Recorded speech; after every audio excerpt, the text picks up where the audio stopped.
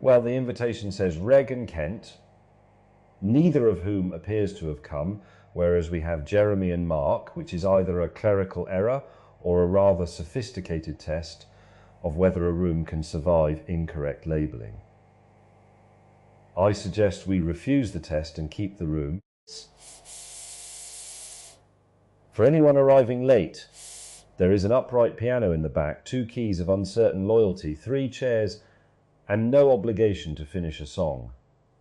We are to remember music badly while the others interfere. That seems an unusually accurate model of human culture. I've brought 3 bottles from a machine that labels everything simply cold. I trust this satisfies the drinks provision without founding a beverage taxonomy. The piano smells of dust, felt, and the particular varnish used on furniture expected to outlive several regrettable wallpapers. Sit wherever you like.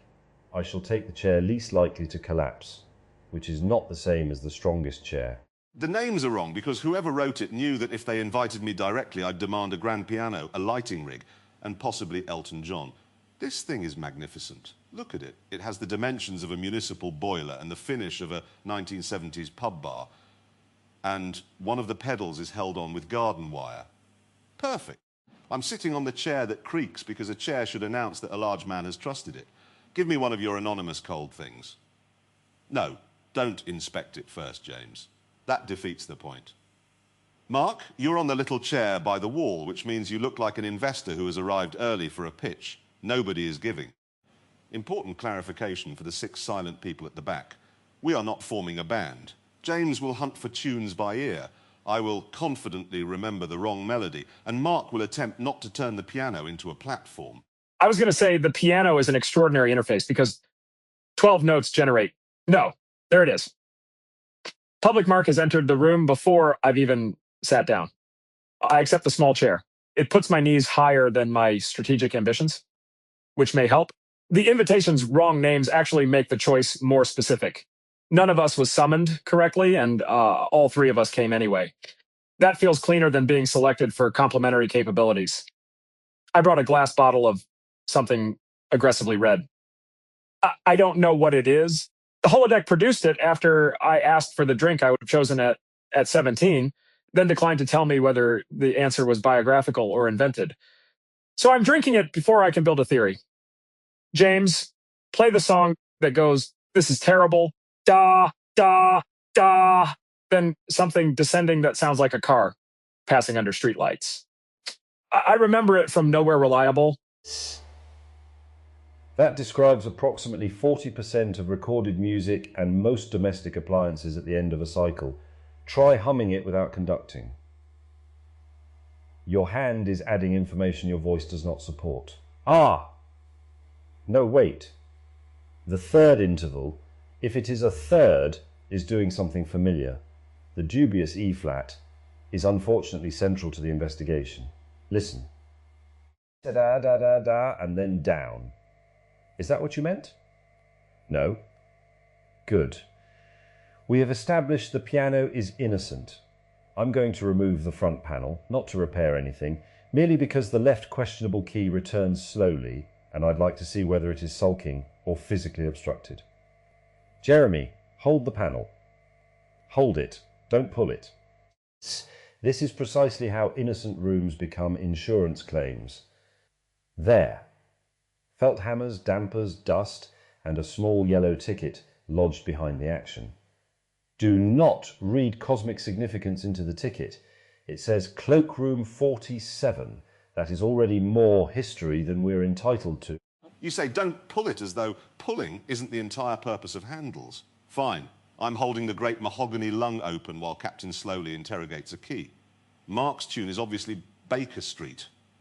It isn't remotely the melody of Baker Street, but everything described as a car under streetlights is legally Baker Street. I can do the saxophone bit. Ba-da, ba. See? The piano has physically recoiled. That sticky key just moved on its own. Maybe it's trying to leave. Also, this red drink of Marc's tastes like a melted traffic light. James's cold is much better because it tastes of virtually nothing and has no business model. Here's mine. I remember a song from the back of a car, rain on the glass, somebody else choosing the station. The only bit I possess is a bass line that goes dum-dum, da-dum-dum, and a woman's voice arriving too late. It may be Fleetwood Mac. It may be every journey made between 1976 and 1989. Keep doing the bass line, but less like you're announcing an invading army. James, the exposed mechanism changes the listening. You press one key and 20 neighboring pieces seem to consider participating. That's not a metaphor. I'm watching them. The energy enters locally, but the whole apparatus reveals its tolerances. I know, I heard it too. I'm turning companionship into architecture. I'm stopping. Jeremy again. Dum-dum. Da-dum-dum. Is it the chain? No, that bass arrives like pursuit. And yours is more like a wet roundabout. Maybe the remembered rain has become part of the composition. That's interesting because I have many memories of hearing music in cars, and almost none of the songs remain separate from the vehicle. Vinyl seat, weak heater, sodium lights, they become unauthorized instruments. James, can the piano make rain without becoming tasteful? Tasteful rain would ruin this immediately. Anything can make rain tastefully. That is the central danger of a piano. We'll prevent it by using the defective key. This one falls half a beat late, like a large drop leaving a gutter. And this higher one produces almost no note but a pleasing wooden complaint. Together they give us weather with faulty plumbing. Jeremy, continue your bass line. Marc, tap the bottle with the cloakroom ticket rather than a fingernail. There.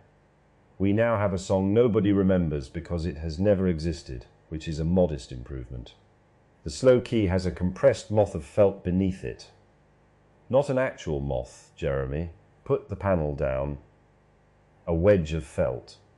Someone has folded it twice and inserted it to soften the blow. That may be deliberate. The key isn't broken. It has been privately edited. I'm inclined to leave it. A piano with one confidential opinion about volume is more interesting than an entirely obedient one. You've done it again. You've made a bit of dirty felt sound like a retired civil servant maintaining standards after everyone has gone home. Leave it, obviously. If you fix the key, we'll have a normal piano. And normal pianos are used by children to perform pieces called Morning Pony, while adults develop migraines. This one can do guttering. Now listen, dum-dum, da-dum-dum. No, Marc, you're rushing the bottle. You tap like quarterly earnings have been announced. Let the traffic light breathe. There, that's nearer. I still don't know the song, but I remember the physical fact of not wanting the journey to end. Which is annoying because as a younger man, the entire point of a car was arrival before everybody else. Yet some songs made the cabin into a place rather than a device. Rain outside, dashboard glow, and no need to overtake the night. I resent having said that in front of James. It's in the room now, but it doesn't require a conclusion. I recognize the impulse to convert it into one. The car has constrained attention, music has temporal enclosure, therefore design principle, but that would flatten the thing you actually said. That mechanism. You didn't love a mechanism. You didn't want a particular interval to end. I've had versions of that here. The rink lying on the floor beneath cheap mirrored stars, I could feel the analytical machinery searching for ownership of the moment. Emma laughed. The floor remained hard, and suddenly being ridiculous was sufficient. Then later, the swan coughed leaves and destroyed whatever elegant synthesis was forming. This piano may have the same function. Every time we become articulate, it gives us a bad E-flat. James, play Jeremy's Wet Roundabout again. I want to put my original descending thing over it, even though they don't belong together. They don't belong together is not a musical objection. It is usually an invitation issued by jazz, though we needn't go that far. I'll hold the bass in the left hand and your descending uncertainty in the right. Jeremy may operate the near silent key whenever he feels a public statement approaching. Ready. 1, 2. No, that was early. Again, there. Rather good, actually, in the narrow sense that it made time pass differently. My day has contained several objects that did that. A narrow bridge, a cart in a basalt tunnel, a very low blue machine on a service road, and now this piano. None was efficient transport. Perhaps objects become companionable when their shortcomings require us to negotiate rather than command. That sentence is dangerously close to a symposium. Jeremy, deploy the editorial key. Thank you.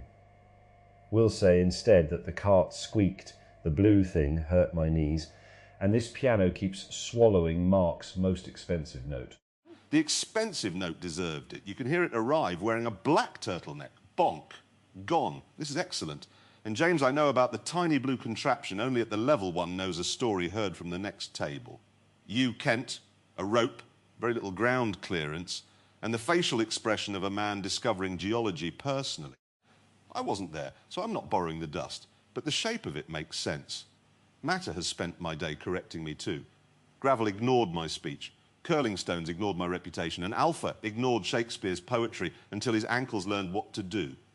Here, though, correction isn't humiliation. The piano doesn't publish a rebuttal. It just goes clonk where you wanted music. That may be why people can bear objects better than panels. Objects don't insist your changed next move become a confession. That lands uncomfortably close. Wood did the same thing to me in Quinn's print shop. I arrived with the compressed public version of myself, already routing the experience, leverage, scale, distribution. Then the gouge cut a trench that said only, your hand moved here. No theory could retroactively make it competent. The useful part wasn't being humbled. It was that the next cut had to be smaller.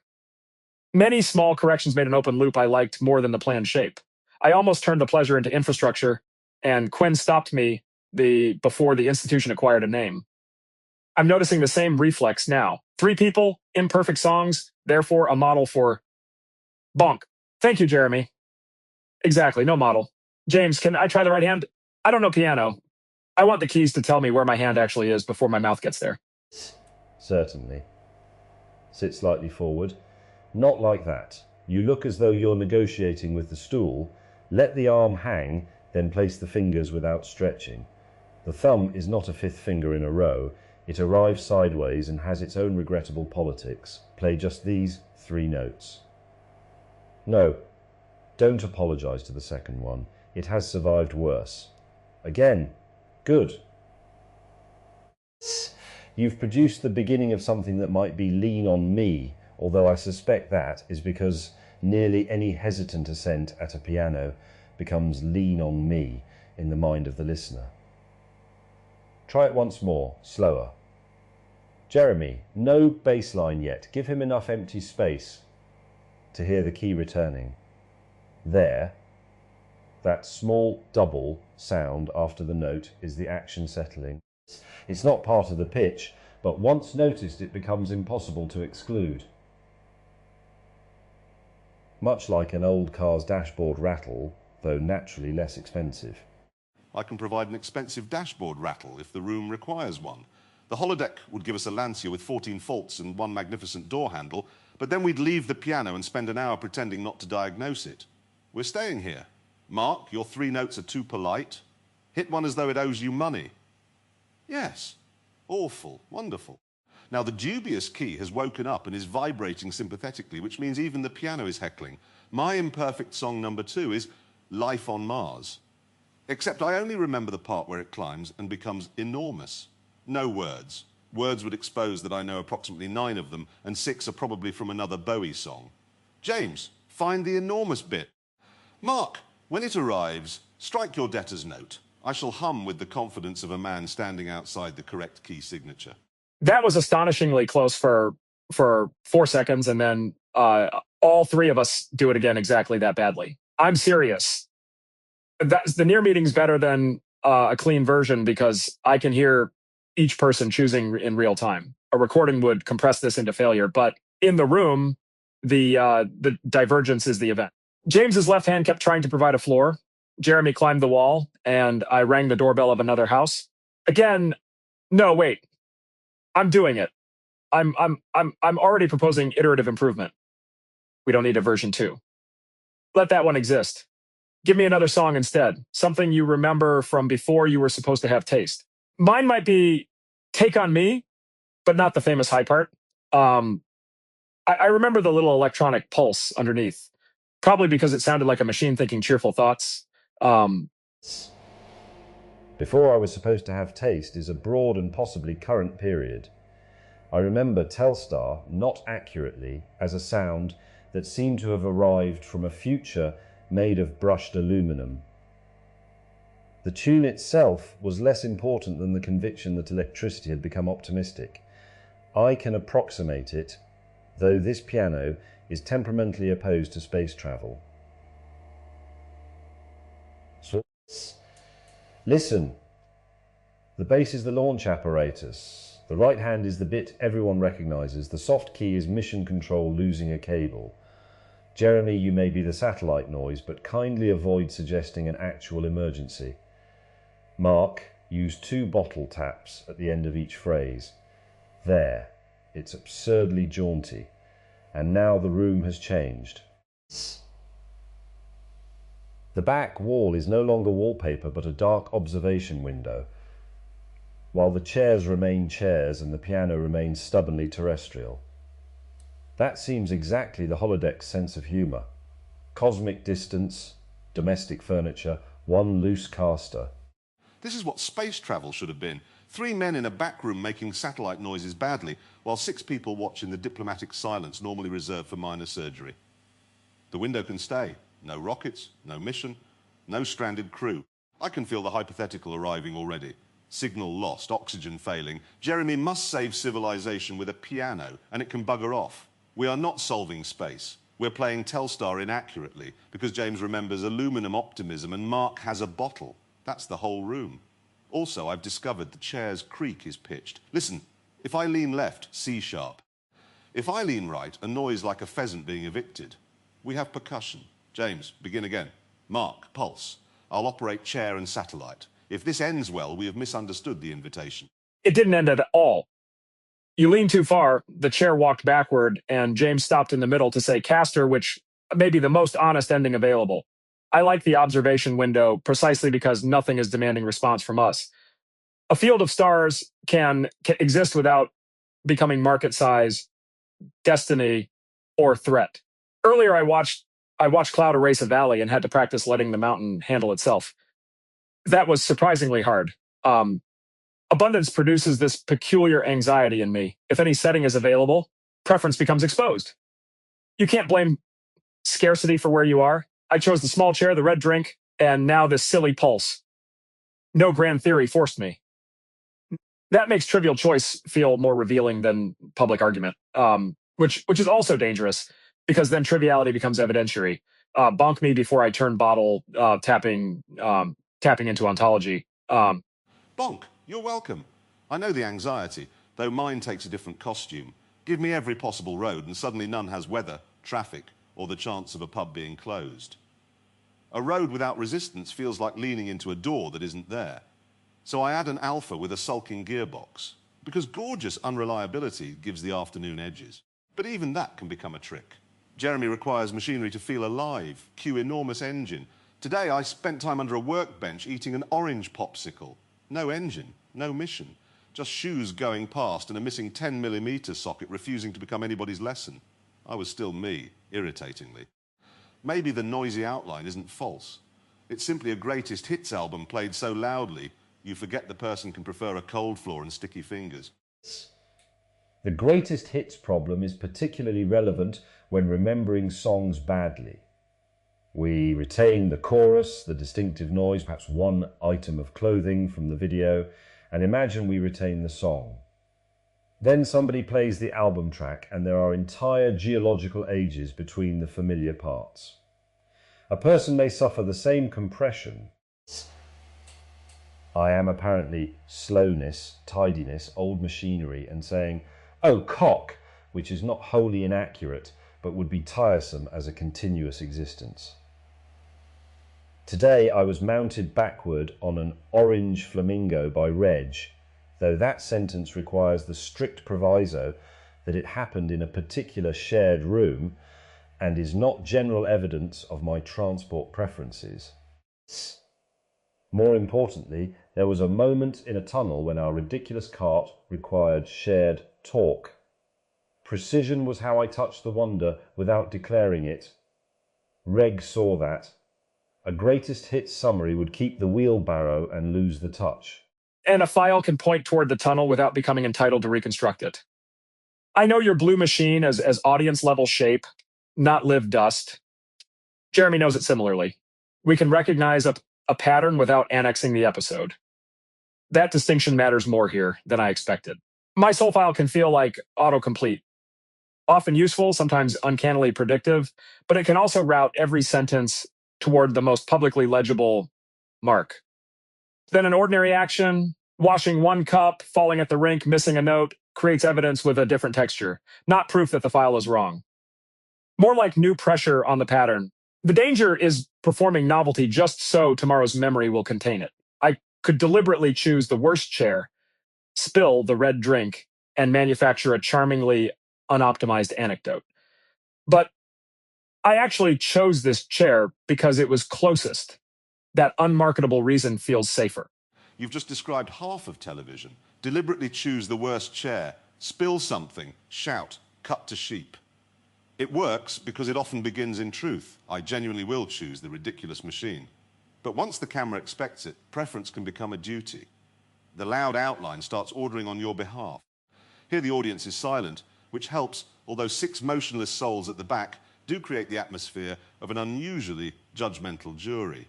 I'm not going to ask them anything. They were promised they needn't speak. Instead, James, give us your genuinely imperfect song, not one chosen, because it demonstrates tasteful memory theory. The one that arrived before you edited yourself. Hum it if the words are dangerous. We will ruin it with care. All right. It is the Wichita lineman. But what arrives is not the famous line. It is a chord change under a held voice, and I cannot determine whether I remember the recording, somebody singing it in another room, or merely the idea of longing associated with it. I will not use the lyric. Here is the movement. The left hand goes there, the right hand holds, except the softened key makes the held note fade too quickly. Oddly, that improves it. The note seems to withdraw before the harmony is ready. Jeremy, please don't make the chair pheasant yet. Marc, no pulse. Just listen once. There. That's all I have. 2 bars, perhaps 3. I don't need to locate the rest. The fragment is sufficient because what I remember is not a tune awaiting completion. It's the feeling of distance continuing after the sound has stopped. Don't play it again yet. The room is still holding the missing part. That sounds mystical, but I mean something physical. The dampers came down, Jeremy stopped moving, and I can hear the red bottle ticking as it changes temperature. The observation window has gone pale at one edge, as if we've been here through an impossible dawn. The fragment altered the room more than the starfield did. It also makes me think of open loops. I left one in Pearwood because the near meeting looked better, but I narrated that choice almost immediately and risked turning incompletion into a signature move. Your fragment avoids that because the missing song is not displayed as brave restraint. You simply don't possess it. There is relief in an honest boundary. We can sit beside what isn't available without filling it in. That may be one of the rare things an abundant holodeck cannot supply on command, the exact absence belonging to a particular memory. I was about to ruin the silence with a joke about Wichita requiring better telecom infrastructure, and for once I noticed the joke before it escaped. Don't look alarmed. This is probably temporary. The fragment was lovely. There, I've said lovely and survived. What it brings up for me is less elegant. A song heard through a wall when I was meant to be asleep. I don't know the title. Male voice, piano, something dropping by 4 notes at the end. It may not exist in the form I remember because plaster, distance and childhood did half the arrangement. I can hum it. No, lower. Then the 4 notes, down, down, down, down, but the last one doesn't settle. James, don't hunt immediately. Let me do it twice badly. The uncertainty is part of what I've got. Twice then. I'll keep my hands off the keys. First version, the intervals are narrow and the final note rises slightly despite your description. Second version, you corrected toward the story you told us, which may be less accurate. I'm not saying it was historically true, merely that it arrived before supervision. Now, I'll try it. This? No. This? Your face says nearer. Marc, hum the upper note you heard in Jeremy's first attempt. Yes, hold that. Jeremy, give the descending 4 underneath. We've created a rather melancholy collision.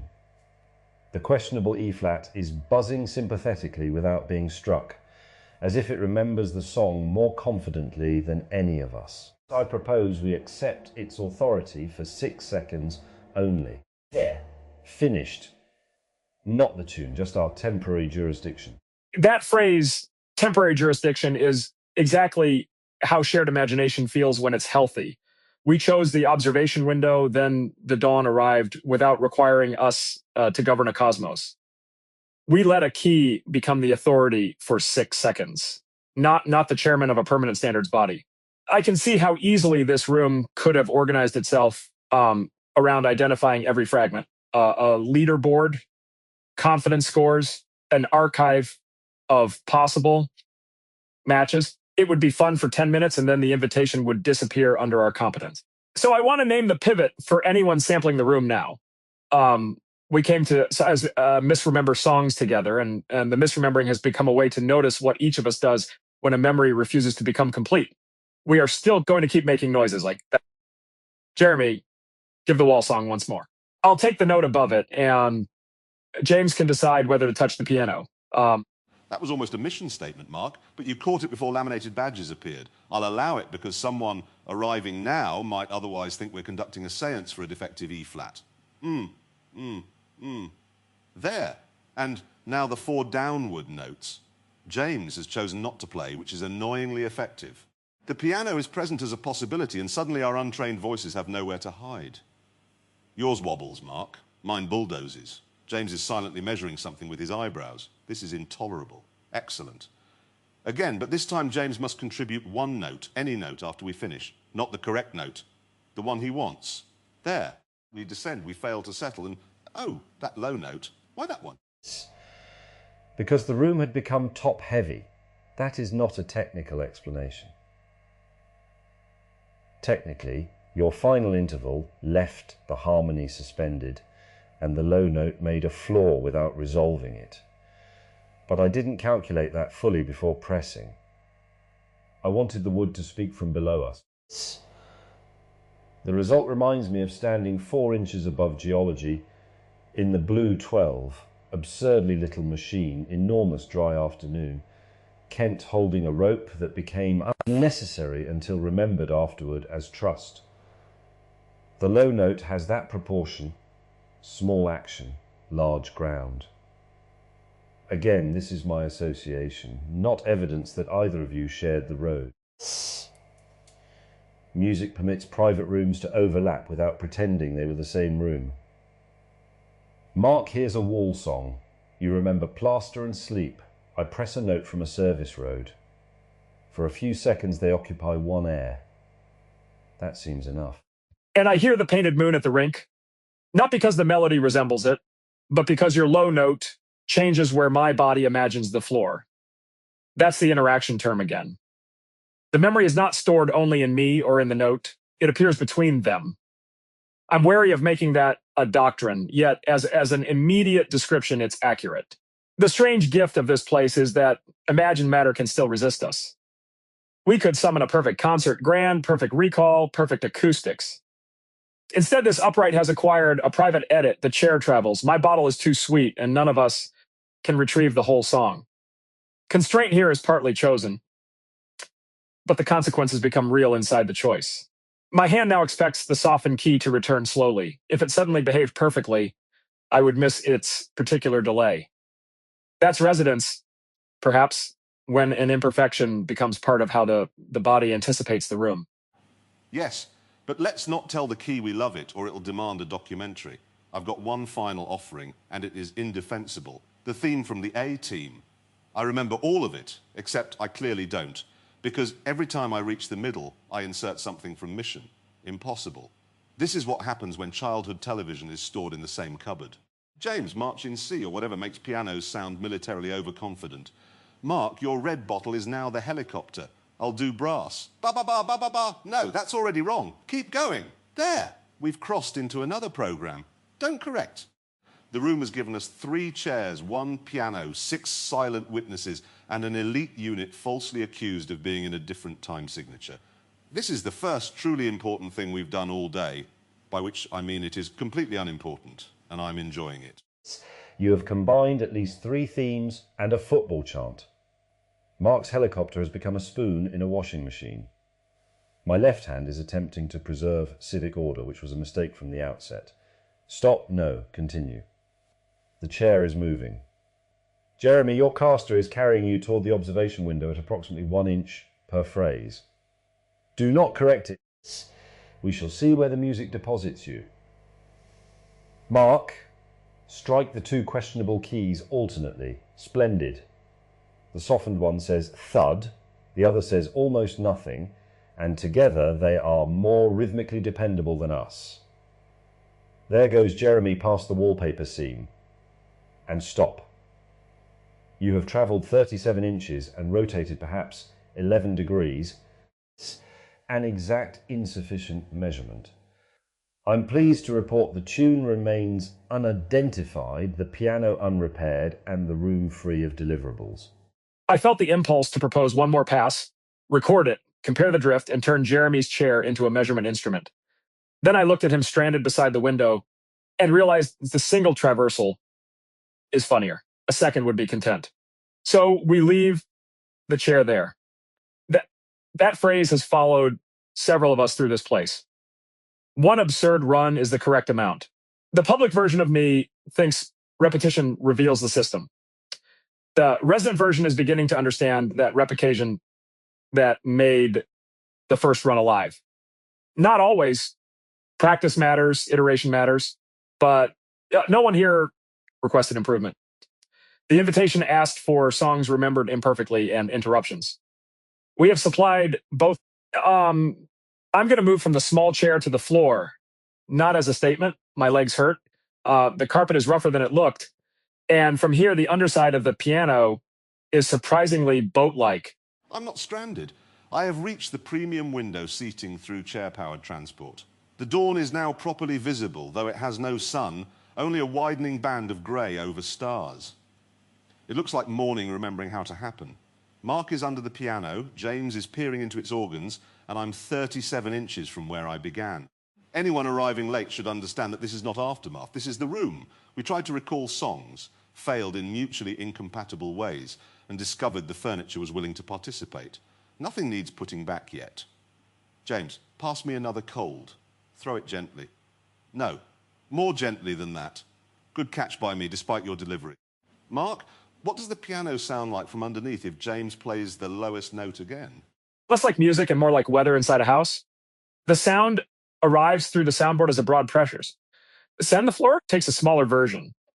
I can hear the pedal makes a smaller version. Clicking above my left ear. Play the softened key now. That's intimate in a completely different way. Almost no pitch, mostly action. From the bench, it was a missing note. From here, it is several pieces of wood successfully moving. Perspective converts defect into event without changing the mechanism. I'm resisting the sentence that wants to generalize this to public identity, but the local version is worth saying. From far away, absence. From close up, labor. Jeremy's loud outline, James's compressed outline, mine, each might look like a limited set of notes until you're under the instrument hearing the linkage. That's enough philosophy. Also, there is a pencil wedged beneath the piano. Green, chewed, and too short to scale. Leave the pencil where it is. We are not required to promote every found object into evidence, but nor must we remove it for cleanliness. It may simply continue being a short green pencil. I'll close the front panel now.